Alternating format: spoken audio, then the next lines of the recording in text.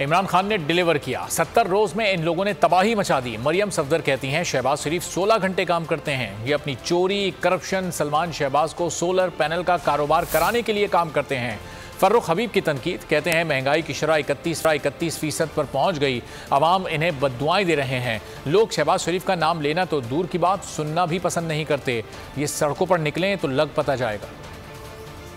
5 बजे के टाइम उठता है, मुझे नहीं समझ आती मरियम सफदर ने कौन सा ऐसा आला लगा रखा है जिससे वो ये जांच रही है कि शहबाज शरीफ तहज्जुद के टाइम उठता था और इमरान खान जो है वो 12 बजे उठ रहा था।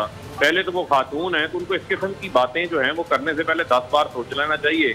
और मैं ये समझता हूँ कि इमरान खान ने डिलीवर किया है पाकिस्तान की आवाम को। ये 70 रोज में तबाही मचाई है।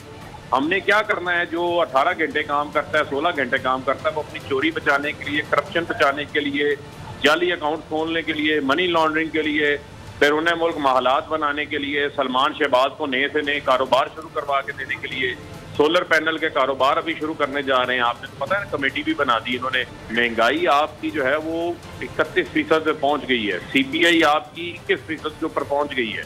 पेट्रोल 250 का हो गया, डीजल 280 का हो गया। आम आदमी तो झोलियां उठा उठा के इनको बदवाएं दे रहा है। बिजली के बिल जो है वो 40 रुपए यूनिट के ऊपर जा रहे हैं। गैस 45% महंगी कर दी है। लोग तो जो है वो आइंदा शहबाज शरीफ का नाम लेना तो दूर की बात है, इसका नाम नहीं सुनना चाहते। ये सड़कों के ऊपर निकले तो सही। इमरान खान ने बैरून मुल्क माहलात नहीं बनाए या गरीबों को घर जरूर बना के दिए। इन्होंने नया हाउसिंग स्कीम बंद कर दी है। सब्सक्राइब करें और बेल दबाएं ताकि कोई खबर रह न जाए।